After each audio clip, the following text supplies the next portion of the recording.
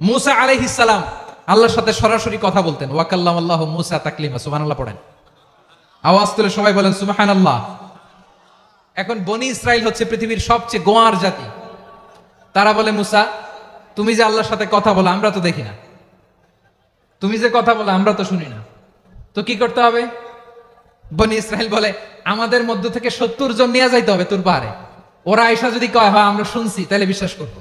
কত বড় ডাকাত দেখছেন বনি ইসরাইল। এদের চেয়ে গোয়ার জাতি নাই। এত গোয়ার তুমি করেছো মুসা আলাইহিস সালামের সাথে। তুমি যে আল্লাহর সাথে কথা বলে আমরা তো দেখি, কি করব? 70 জন আমাদের বন্ধু বান্ধব যে যদি দেখে, তারা বললে ওকে আস, 70 জন আস। 70 জন নিয়ে গেল। মুসা আলাইহিস সালাম হারুন আলাইহিস সালামকে খেলাফা দিয়ে গেলেন, আল্লাহ ওনাকে নবী বানালেন। মুসা আলাইহিস সালাম বললেন, হারুন খবরদার, বনি ইসরাইলের মধ্যে তাওহীদের বাণী প্রচার করবা, ঐক্য ধরে রাখবা, বিচ্ছিন্ন হতে দিবা না। চলে গেছে। এইদিকে বনি ইসরাইলের এক দুষ্ট লোক ছিল, নাম সামিরি। কি নাম? সামিরি। সে সবাইরে বললো তোমাদের স্বর্ণগুলো ফালাও। স্বর্ণগুলো ফেললো, বনি ইসরাইলের স্বর্ণগুলোকে গলিয়ে সে একটা গরুর বাচ্চা বানালো। গোবৎস। কিসের বাচ্চা? দেখেন গরুর পূজা কিভাবে শুরু হয় পৃথিবীতে প্রথম। গোবৎস পূজা, গরুর বাচ্চার পূজা কিভাবে। সে স্বর্ণ গলি গরুর বাচ্চা করে, জিবরাইল আলাইহিস সালাম যে জামিনে এসেছিলেন, ওই ফেরেশতার পায়ের নিচের একটু মাটি সে বুদ্ধি করে প্যাকেটে রেখে দিছিল। সে গরুর বাচ্চা বানায় স্বর্ণ দিয়ে গলিয়ে ওই মাটি এটার মধ্যে ঢুকাই দিছে বেলকি দেওয়ার জন্য। স্বর্ণ দিয়ে বানানো গোবৎস গরুর বাচ্চার গায়ে যখন সেই মাটি ছুঁড়ে দেওয়া হলো, এখন বাছুরের ভেতর থেকে ভ্যাঁ ভ্যাঁ আওয়াজ আসতেছে। কি আসতেছে? সবাই তো অবাক। সামিরি বলে, আরে তোমরা যে 70 জন দিয়ে মুসা আলাইহিস সালামরে পাঠাইছো, ওইদিকে এত ঘুরতেছে, আল্লাহরে খুঁজে পায় না, আল্লাহ তো এটার ভিতরে ঢুকছে। নাউজুবিল্লাহ বলবেন না? তোমরা যে 70 জন দিয়ে পাঠাইলা, 70 জন দিয়ে মুসা আলাইহিস সালাম খালি ঘুরতেছে, আল্লাহরে পায় না। পাবে কেমনে? আল্লাহ তো, নাউজুবিল্লাহ, এটার ভিতরে সেজদা দাও। এই সেজদা দিয়ে গেল।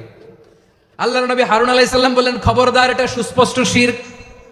আল্লাহ সব গুনাহ মাফ করে, শিরকের গুনাহ মাফ করে না। খবরদার, তোমরা থামো। কে শুনে কার কথা? এই যে যেমন এখন আপনারা আমার কথা শুনতেছেন না? শুনতেছেন? হারুন আলাইহিস সালাম বললেন, খবরদার, এই শিরকি কাজে তোমরা সংযুক্ত হয়ো না। তোমাদেরকে কি মনে নাই আমার ভাই মুসা আলাইহিস সালাম কি বলছে? আল্লাহ শিরক মাফ করে না। খবরদার, শিরক করো না, আল্লাহরে ভয় করো। হারুন আলাইহিস সালাম তাদেরকে বুঝালেন, শিরক করো না, আল্লাহরে ভয় করো। শুধু এতটুকুই তিনি বুঝালেন, দাওয়াতি কাজ পালন করলেন, কিন্তু প্রতিরোধ করেন নাই, সশস্ত্র সংগ্রামে লিপ্ত হন নাই, বাধা দেন নাই। কারণ গৃহযুদ্ধ বেঁধে যেতে পারে। উনি ভাবলেন, আমি যদি আমার বাহিনী নিয়ে দাওয়াত দেওয়ার সাথে সাথে প্রতিরোধ করি, আক্রমণ করি, ওরাও আমারে আক্রমণ করবে, ব্লাডশিড হবে, রক্তপাত। এমন অবস্থা হবে বনি ইসরাইলের মধ্যে, যেটা হয়তো আমার ভাই মুসাও কন্ট্রোল করতে পারবে না। সুবহানাল্লাহ কইবেন না? এক একজন নবীকে আল্লাহ তাআলা কি ইন্টেলেক্ট দিয়ে পাঠিয়েছেন।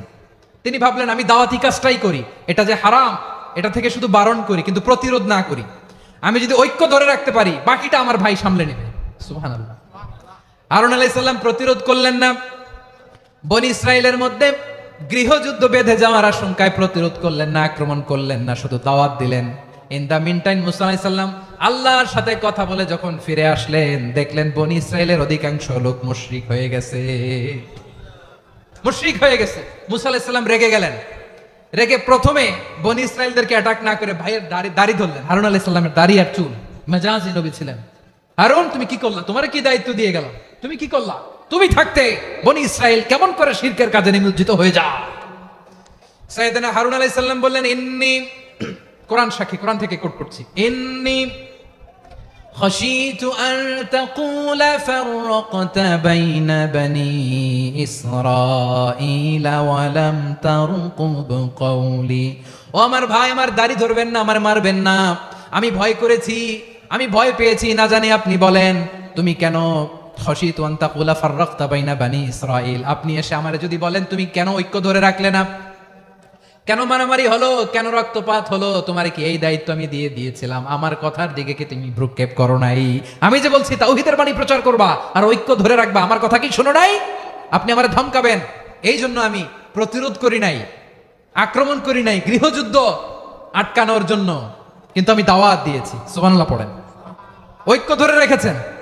মুসা আলাইহিস সালাম মুহূর্তেই সামিরিকে আক্রমণ করলেন, অ্যাটাক করলেন, শাস্তি দিলেন। মুহূর্তেই ওই গোবৎস গরুর বাছুরকে ভেঙে চুড়ে মেসাকার করে সাগরের মধ্যে ভাসিয়ে দিলেন, পুরো বনি ইসরায়েলকে আবার তাওহীদের উপর প্রতিষ্ঠিত করলেন। পড়েন সুবহানাল্লাহ। এই ঘটনা থেকে শিক্ষা কি? শিক্ষা হচ্ছে আপনি শিরকের আড্ডাখানা দেখলেও বৃহৎ স্বার্থে তাওহীদের দাওয়াত দিবেন, প্রয়োজনে আপনি ঐক্য নষ্ট করবেন না। সুবহানাল্লাহ পড়বেন না? তাহলে ঐক্যের গুরুত্ব বেশি না কম? বলেন, আওয়াজ করে বলেন। ওয়াতাসিমু বিহাবলিল্লাহি জামিআ, আল্লাহর রশিকে আঁকড়ে ধরো।